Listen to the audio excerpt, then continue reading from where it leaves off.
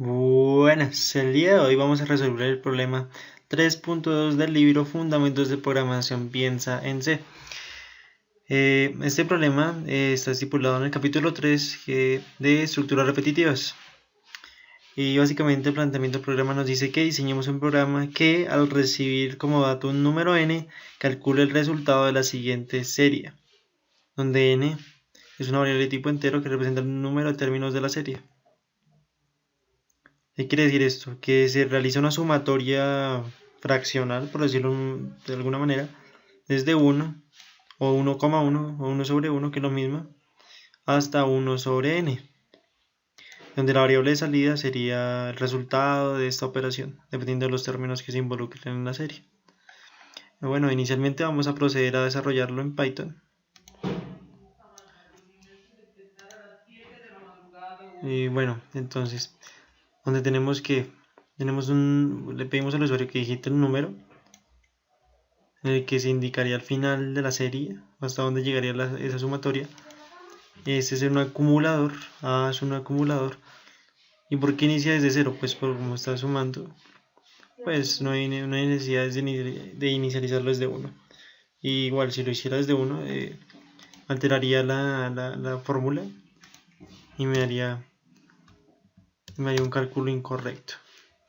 Bueno, entonces decimos que creamos una integración desde i hasta n, es decir, desde 0 hasta el número que ingrese el usuario en esta opción, y luego de eso vamos aumentando el contador a medida que vaya generando la integración y utilizamos esta fórmula. Fíjense bien ahí, donde A sería el acumulador. Fíjense que es ese mismo que se ve acá. ¿Por qué va acá? Pues a medida que se vaya realizando esta operación, digamos que se asume el valor inicial, que sería 0. Ya sería 0 más esto, sería 1 sobre i, que sería 1 sobre 1, ¿cierto? Porque inicializa, bueno, aquí está mal, en realidad sí se inicializa desde 1. Pero bueno, entonces sería 1 sobre 1, más esto pues me da 1, ¿cierto? Y luego en la siguiente integración, entonces sería 1 más 1 sobre 2, que cuando ya ahí vale 2, 1 sobre 2, luego ese valor lo acumulo y luego más 1 sobre 3, luego ese valor lo acumulo más 1 sobre 4 y así sucesivamente hasta que llegue al valor n, ¿cierto? O hasta que las integraciones la cantidad de integraciones sea igual al valor que ingresó el usuario, ¿cierto? Entonces, luego de tener esto, fíjense, importante esto, ese es el eslabón de este problema, básicamente. Iniciarlo desde cero para que no me altere el funcionamiento correcto de la fórmula, y a medida que vaya realizando la integración, pues me va a ir acumulando el resultado, y luego de que se termine su integración me va a arrojar el resultado. Pero fijémonos una cosa primero acá. ¿Por qué coloqué a más 1 sobre float i? ¿Qué pasa? Y normalmente al dividir unas cifras muy pequeñas en Python, es decir, cuando ya de por sí o sí me arrojan cifras decimales, ¿qué pasa? Si lo hago normal, sin este float, no, siempre me va a arrojar 0, siempre me va a arrojar 0, 0, 0, 0, 0.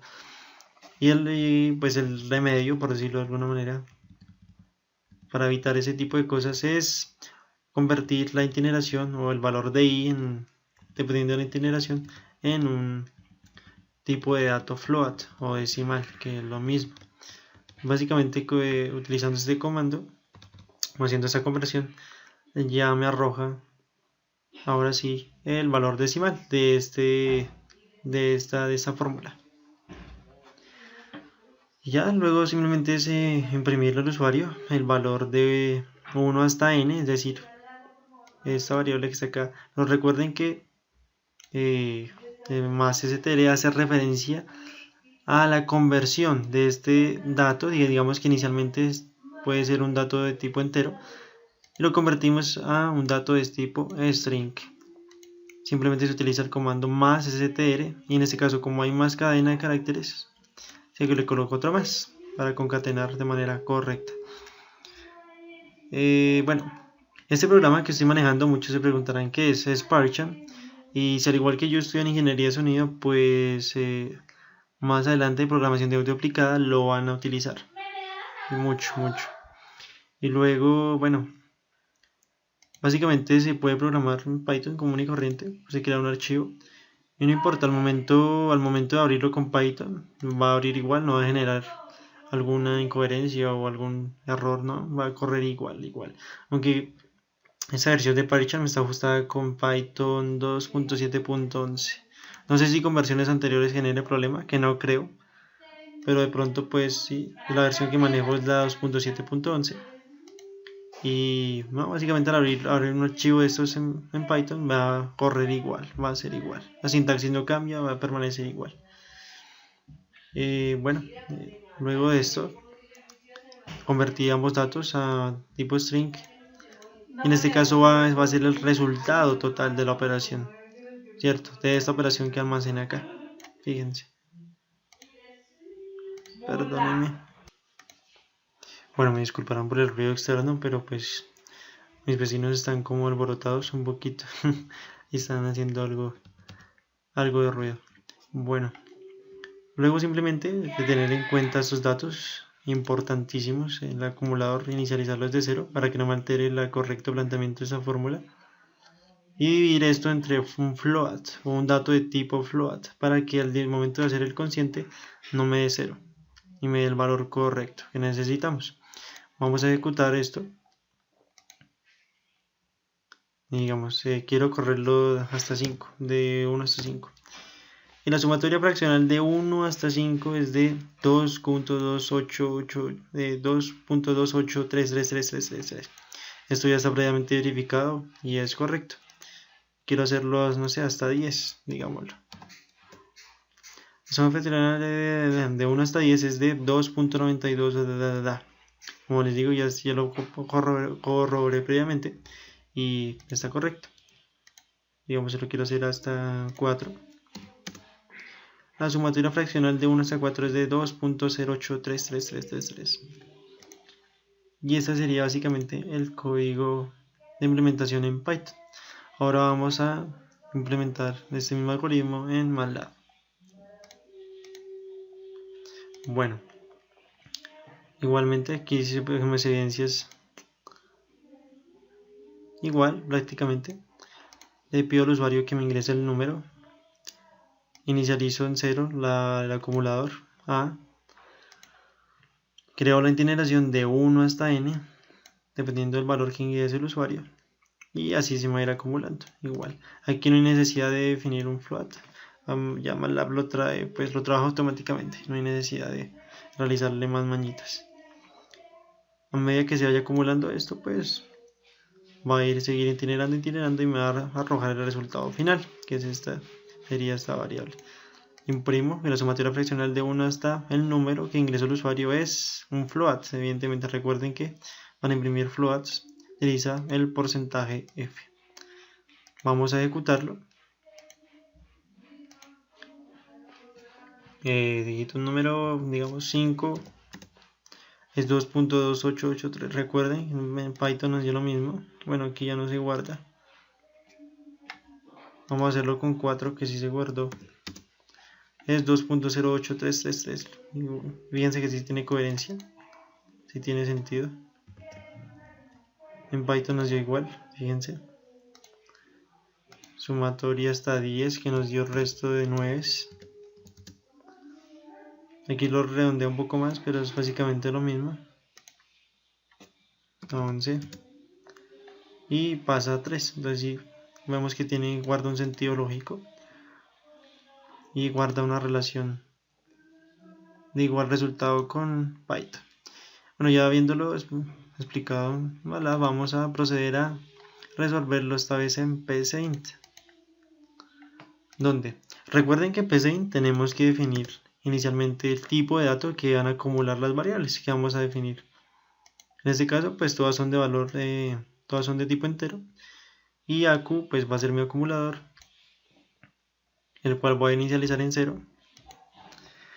Y bueno, le pido al usuario que ingrese el número que quiere calcular. Perdón, este ejercicio no es. Bueno, igualmente, eh, le pido al usuario que me ingrese el número. En este caso definí estas tres variables, que son el número, el acumulador y la variable de itineración, o el contador de la itineración, esta que está acá.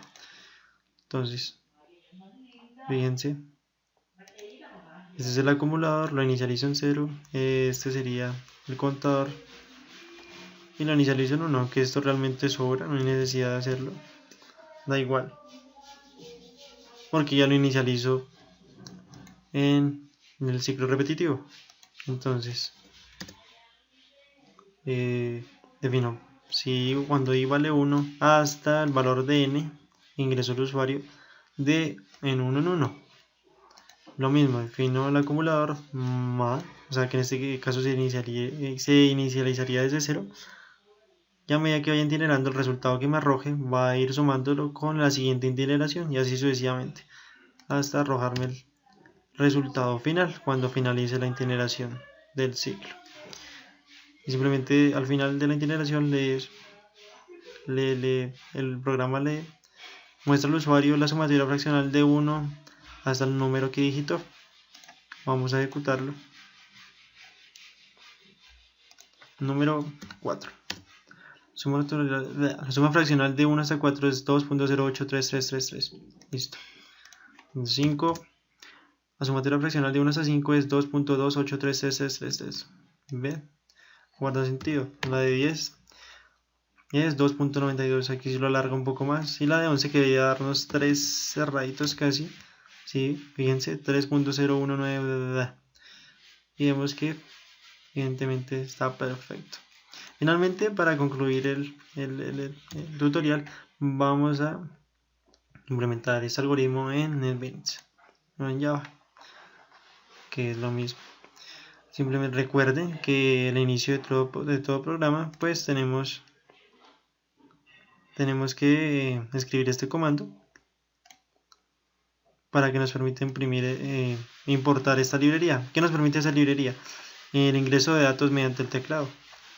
Y es básicamente lo que nos facilita esta librería. Bueno, luego de esto, importantísimo también tener el main acá, o si no no podremos ejecutar el programa. Luego creamos la clase pública para el ejercicio y definimos, como dije anteriormente, para PSIN y para Java tenemos siempre que definir el tipo de dato de las variables que vamos a utilizar, y si es el caso vamos a inicializarla. Pero este no es el ejercicio, me equivoqué otra vez, pero es básicamente, pues, el precepto es el mismo en este caso. Aquí definí variable tipo flotante o decimal a, que a su vez la inicialice en 1. Aunque esto está mal, debería ser 0. Esto. Bueno, y la variable que va a ingresar el usuario, que es de tipo entero. Y después le pido al usuario que me digite el número, ¿cierto? Y le creo la itineración, donde y va a ser una variable de tipo float, fíjense, que va a ir desde 1 hasta menos, bueno, hasta un valor menos que n. Y esta es la respectiva fórmula que se utiliza, como en todos los lenguajes, donde el acumulador va a ir operando respecto a la itineración siguiente o que se vaya presentando durante la ejecución del programa. Ya que simplemente ya me mostraría la sumatoria fraccional de 1 hasta el número que ingresó el usuario. Vamos a ejecutarlo.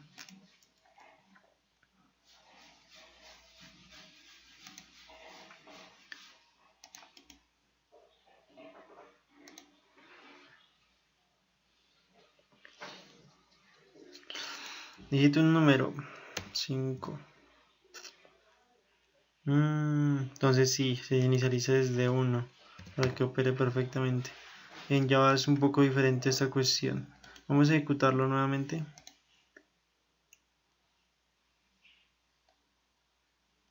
Digito un número 4.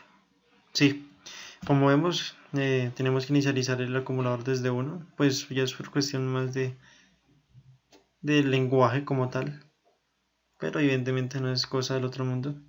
Nos dice que la sumatoria fraccional de 1 hasta 4 es de 2.0833333. Vamos a hacer con 5 para corroborar que sí, en efecto esté bien.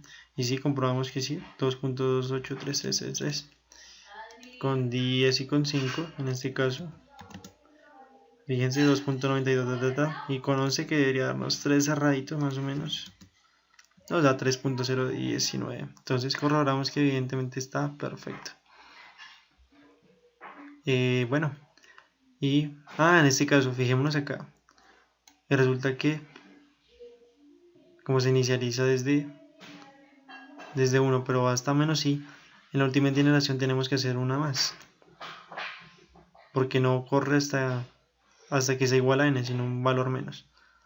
Entonces por esto se debe inicializar en 1 previamente y se debe ponerle este más 1 acá para la correcta ejecución del cálculo en Java. Y bueno, esto sería básicamente la solución del ejercicio en los 3 lenguajes y en pseudocódigo. Espero lo hayan dilucidado y lo hayan disfrutado bastante y me hayan aprendido y hayan resuelto sus dudas acerca de este programa. Bueno, espero que tengan un buen día y sigan aprendiendo, practicando, practicando y practicando. Hasta luego.